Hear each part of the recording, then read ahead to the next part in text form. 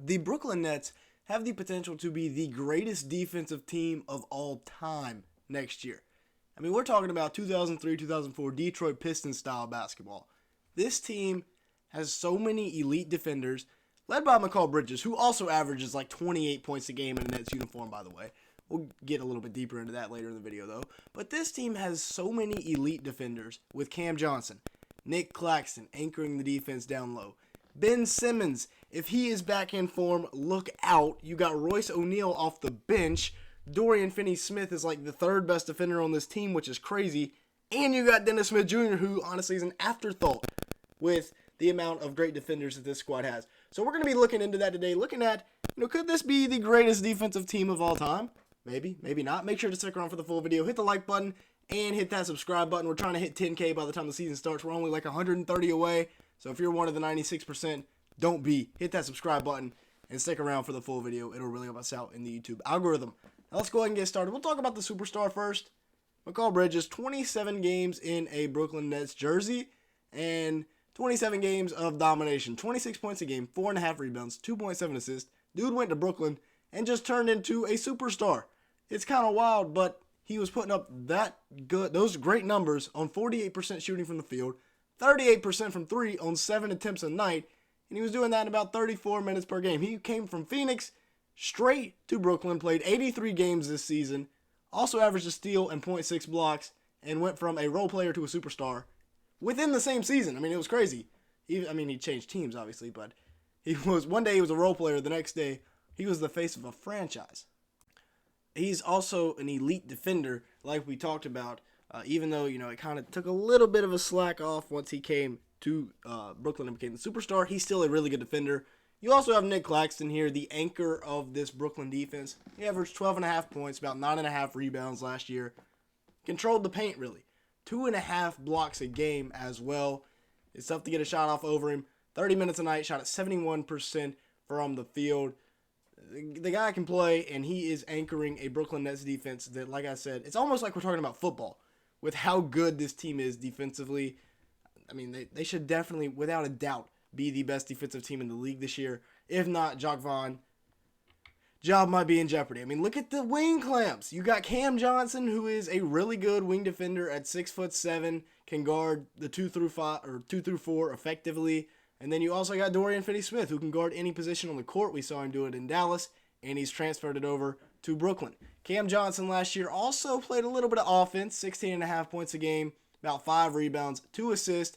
Him and Mikal Bridges, that is a tough wing duo to stop. 47% from the field, 37% from 3 in 31 minutes. Bro, he's hard to guard. It's as simple as that. He is tough to stop, especially when he is the number 2 option to Mikal Bridges, and all of your attention is on him, and then you turn around, and he's locking you up on the other side of the ball. Now, the X factor for this Nets team is if Ben Simmons can be the starting point guard. If he is prime Ben Simmons, like we talked about in the last Nets video, this team is almost impossible to stop, or impossible to score on. 16 points a game, 8 rebounds, 8 assists, 2 steals, 1.6 blocks, in case y'all forgot about prime Ben Simmons. He can also guard the point guard spot through the center spot. I mean, he is that versatile on the defensive side of the ball. Getting Ben Simmons back is an absolute game changer for this Nets team if it happens. And hey, he's making $40 million, so he better come back and play. Now, looking at the bench clamps, we already talked about the wings. We talked about Nick Claxton anchoring it down. Ben Simmons could be the best defender on this team. But you also have Dennis Smith and Royce O'Neal coming off of the bench. Dennis was an elite perimeter defender last year in Charlotte. He was our starting point guard, honestly. Now you bring him off the bench as the backup point guard. And then Royce O'Neal has been clamping people up his entire NBA career. You also have the 2 rookies. Dariq Whitehead at 6'7". We'll talk more about him later. He's got a good frame, good defensive potential. And then Noah Clowney was a really good defender this year at Alabama at 6'10", can move his feet very well. So both of those guys could help you out on the defensive side of the ball as well. Now, their second X factor is not really defensively. It's more so the lack of defense there. Last year, Cam Thomas had 4 starts for the Brooklyn Nets. 3 of them, he dropped 40 points. So this guy he potentially could carry an offense, or he could come in and be that 6th man that gives you 30 off the bench. Either one of those are very good scenarios for him, but 11 points a game, 2 rebounds, 44% from the field, 38% from 3 last year. The efficiency is not even bad. It's not like he's a shot chucker. Cam Thomas, he's a guy, if he can figure it out, he makes this Nets team so much better. Just like Ben Simmons. If they can figure it out, they make this Nets team that much better. Now, they should be improving in some statistical categories. Last year, they were 13th in defensive rating and 10th in opponents' points per game.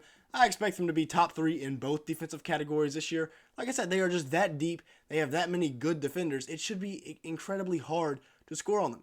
They were 27th when it came to rebounds given up, and 21st in three-point percentage for the other team. So both very good numbers right there in the top 10 in the league. However, they were second in two-point percentage last year. What are we doing, Nick Claxton? What's going on? Now, looking at their hidden gem this year, Dariq Whitehead out of Duke. He's got a really good frame. We talked about it. 6'7", 6'8". And last year, Duke, he shot it 43% from three.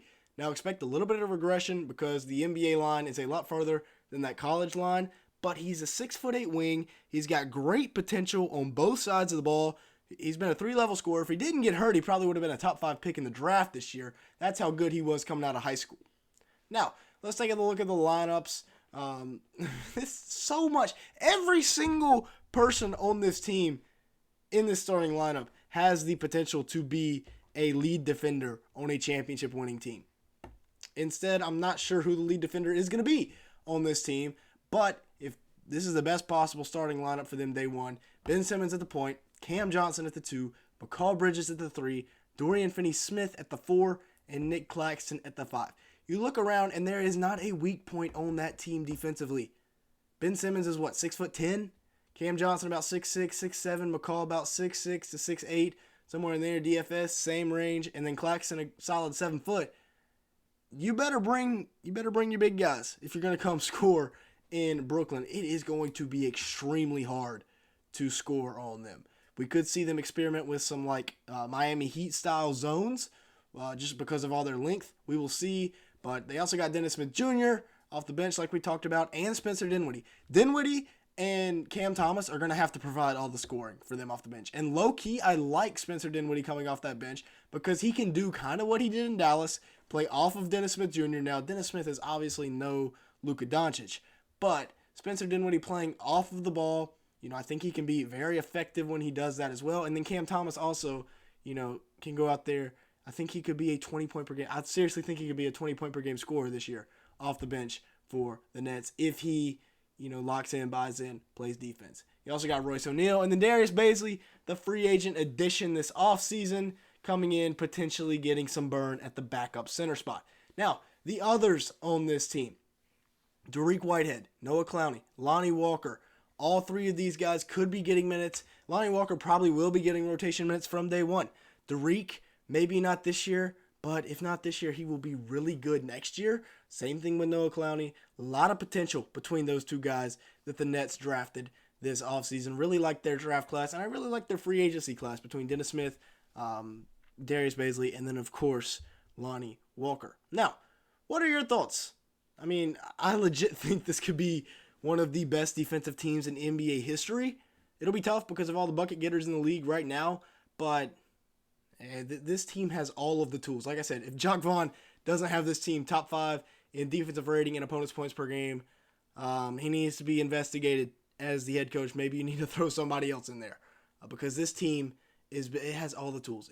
If Simmons is the starting point guard, this could be the team that shocks everybody out of the Eastern Conference. With that being said, that's going to be it for today's video. Thanks so much for watching. Hit the like button and hit that subscribe button if you did enjoy it at any point. It'll really help us out in the YouTube algorithm, and it'll be greatly appreciated. Basketball season right around the corner. Better stick around because we're posting every day. And with all that being said, thank you so much for watching today's video.